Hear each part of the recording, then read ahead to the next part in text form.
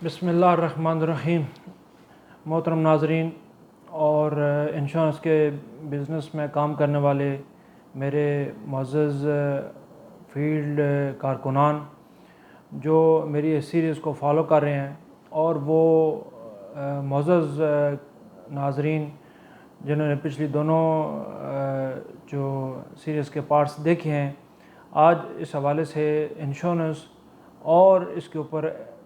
जो एतराज़ कायम होता है गैर इस्लामी होने का, उस हवाले से आज एक तीसरी कड़ी और कोशिश होगी कि ये खुसूसी कड़ी बन सके,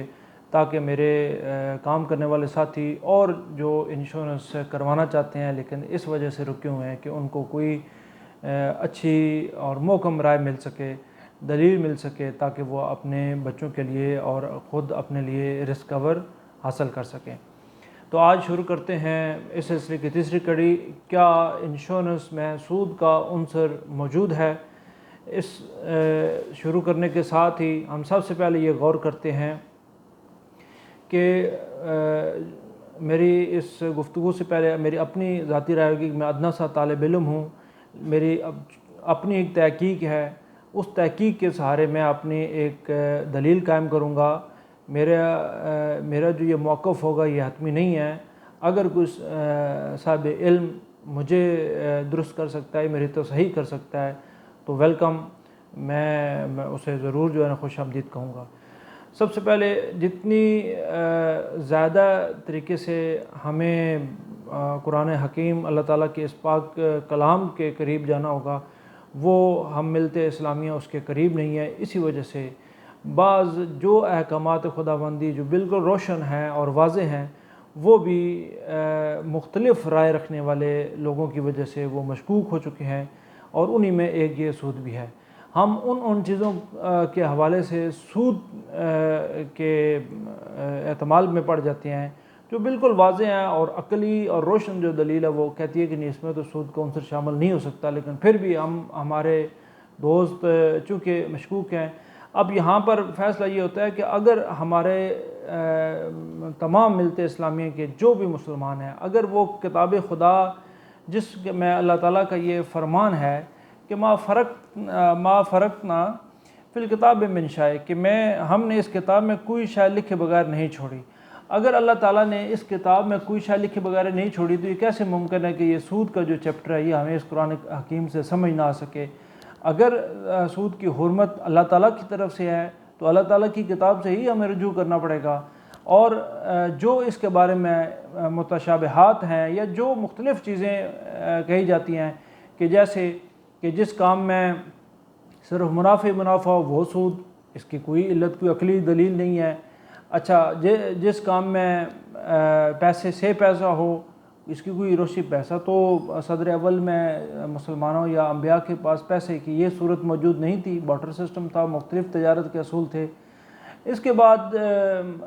और भी इश्तबाहात कायम किए जाते हैं, लेकिन जब उसको अकली दलील पे परखा जाता है तो वो फिर हमारे जो भाई हैं, हमारे कारकुनान हैं और हमारे पॉलिसी लेने वाले लोग भी मशकूक हो जाते हैं। लिहाजा मेरी कोशिश होगी कि अल्लाह ताला की इस कलाम पाक से हमें रजू करें।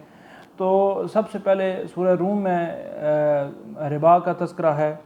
और आयत नंबर 39 में है। उसके बाद सूरह निसा की आयत नंबर 161 में है। उसके बाद सूरह आले इमरान की आयत नंबर 130 में है। क्योंकि वीडियो ये बहुत लंबी हो जाएगी, इसलिए मैं उन वर्सेस को यहाँ पर पेश नहीं कर रहा।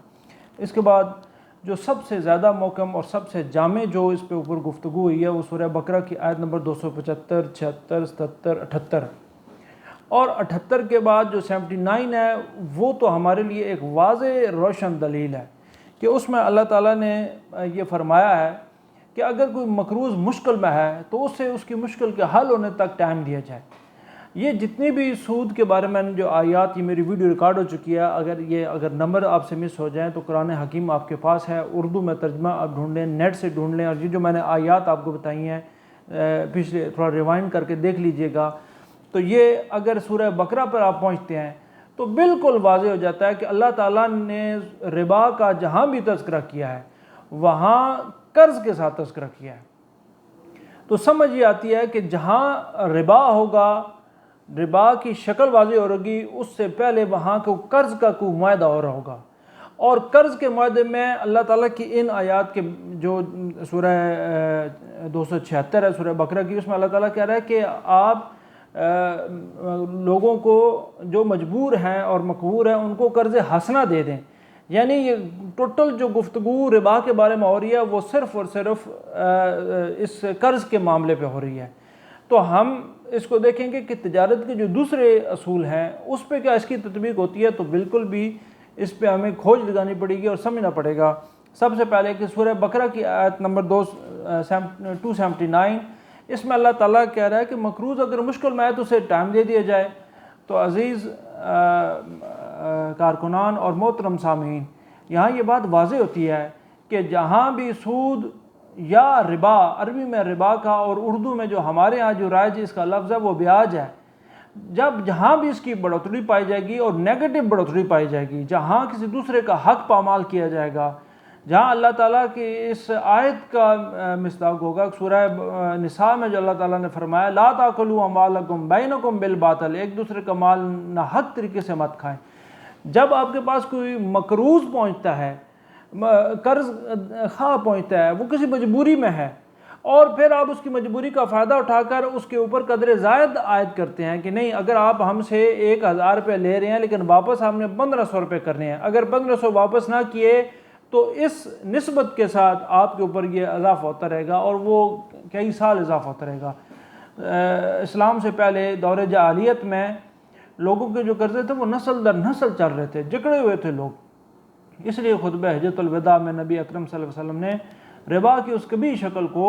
ممنوع قرار دیا، اور وہی ہمیں دیکھنا ہے کہ وہ کون سی شکل تھی جس میں ربا کو بطور تجارت ٹریٹ کیا جاتا تھا. اب تجارت کیسے ٹریٹ کی، لوگ کہتے تھے ہم تجارت کر رہے ہیں، وہ کیا ہوتی تھی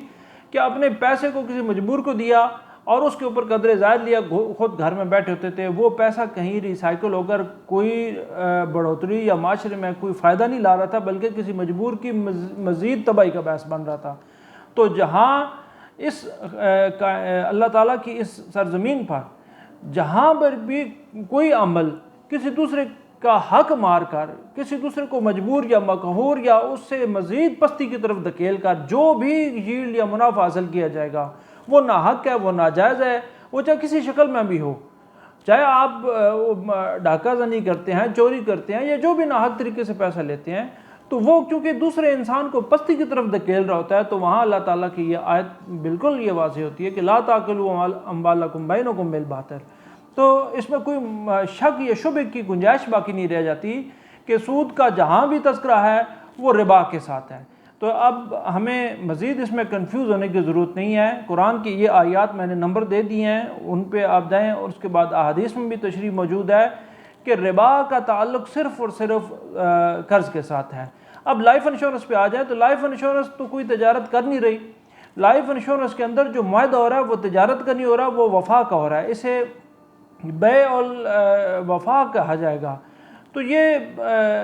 جو کنٹریکٹ ہے، یہ ایگریمنٹ ہے، یہ تو میوچل سپورٹ کا ہے، ایک ہارمونی کا ہے، دوسرے بندے کو پستی سے نکال کر عروج کی طرف لانے کا ہے. اگر کوئی دنیا سے وفات پا گیا تو اس کی انکم ختم ہو گیا، آمدن ختم ہو گئی، لیکن اس کے بچوں کو سسٹینڈ لیونگ پرووائڈ کرنی ہے. تو یہ تو خوشگوار چیز ہے جو اسلام میں بھائی چارہ اخوت کی چیزیں مثال ہے، تو اس میں تو یہ تجارت کے اس ضمن میں نہیں جائے گا. میں مثال دیتا ہوں کہ آج ہی کوئی بندہ انشورنس لیتا ہے، اس نے ایک کنٹریکٹ اسٹیٹ لائف سے 20 لاکھ کی انشورنس لے لیا، اس کے لیے پہلی کیس اس نے 1 لاکھ روپے دی ہے. اب دوسرے دن وفات پا جاتا ہے، تو یہ کوئی تجارت تو نہ ہوئی کہ اب اسٹیٹ لائف نے اس کی فیملی کو 20 لاکھ روپے دینے ہیں. تو یہاں پر ہمیں بالکل کھوج لگانا پڑے گی، سمجھنا پڑے گا کہ یہ کون سا معاہدہ ہو رہا ہے. یہ معاہدہ باہمی تعاون کا ہو رہا ہے، وَتَعَاوَنُوا عَلَى الْبِرِّ وَالتَّقْوَىٰ وَلَا تَعَاوَنُوا عَلَى الْإِثْمِ وَالْعُدْوَانِ. یہ معاہدہ اس آیت کے اوپر ہو رہا ہے کہ ایک دوسرے کے ساتھ تعاون کا معاہدہ. جو لائف فنڈ میں لوگ موجود ہیں، یہ جو بھی ہم کلیم دیتے ہیں، ڈیتھ کلیم، وہ لائف فنڈ کے اوپر تقسیم ہو جاتا ہے. تو لہٰذا یہ ون ون سچویشن ہے. یہاں تو کسی بندے کا نقصان نہیں کیا جا رہا اور نہ ہی کسی دوسرے بندے کو مجبور کیا جا رہا ہے کہ تم بائی آل مین ٹریگر کے اوپر آپ نے یہ انشورنس کرنی ہے. کوئی جبر نہیں ہے، آزادی ہے. دینے والا معاہدہ کرنے والا بھی آزاد ہے، اور دونوں فریقین اس میں آزادی سے معاہدہ کرتے ہیں. اور یہ قرآن کی تمام تر آیات میں ربا میں جب ہم بالکل ٹھوس طریقے سے پہنچتے ہیں تو کہیں پر بھی یہ چیز ہمارے سامنے نہیں آتی کہ یہ کسی پر جبر کیا جا رہا ہے یا کوئی مجبور ہے اس کی مجبوری کا فائدہ اٹھا کر اس سے قدر زیادہ لی جا رہا ہے، بلکہ اس کی بیوہ یا یتیموں کے اوپر ہم تو چادر تان رہے ہیں کہ وہ جو معیشت ان کے گھر کا چلانے والا کفیل دنیا سے چلا گیا ہے، اب ایک بحران آ گیا ہے،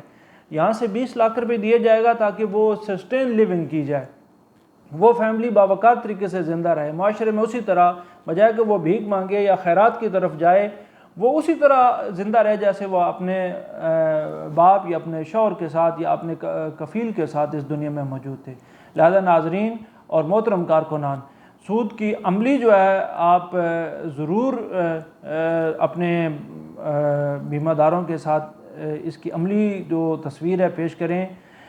جب تک آپ یہ نہیں پیش کریں گے، فتاویٰ کی چند جو کاپیاں لے کے جاتے ہیں وہ کنفیوز کرتی ہیں۔ کتاب خدا اللہ تعالیٰ کی یہ حکمت سے بھری کتاب ہمارے سامنے موجود ہے اور یہ سب کے لیے مسلمانوں کے لیے ہے، ہم کیوں نہیں اس میں غوطہ زنی کرتے تاکہ ہمیں وہ سامنے۔ اب یہ میں نے جو آیات آپ کو سامنے لکھی ہیں یہ سود کی آیات ہیں، آپ بھی اس کو گوگل کریں یا قرآن حکیم آپ کے گھر میں موجود ہے، اس کو پڑھیں، اور اگر پھر بھی کوئی ہے تو میرے اس چینل کے اوپر آپ کمنٹس کریں، میں مزید بھی ابھی ویڈیو جو بنا رہا ہوں اس پہ آگے جو آئیں گی وہ میں مزید اس پہ شیئر کروں گا کہ قرآن پاک میں کون سی آیت کے ذیل میں ہمیں انشورنس کا سبق ملتا ہے۔ تو ناظرین اور محترم کارکنان، اللہ تعالیٰ کی اس کتاب کے ساتھ منسلک ہو جائیں، اور یہی ہدایت کا سرچشمہ ہے، یہی ہمیں کنفیوز ہونے سے بچائے گی، یہی تباہی سے بچائے گی، پستی میں جانے سے بچائے گی، معاشی بدحالی سے بچائے گی۔ یہ کتاب خدا انشورنس میں سود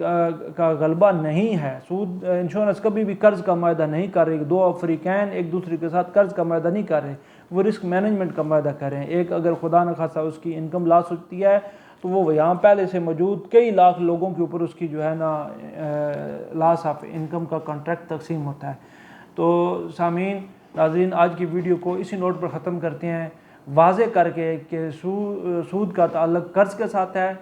اور جہاں جہاں سود ہوگا، جہاں ربا ہوگی وہاں قرض ہوگا، اور جہاں قرض کی معاہدہ پایا جائے اس کے بعد جو ہے نا سود یا ربا کی شکل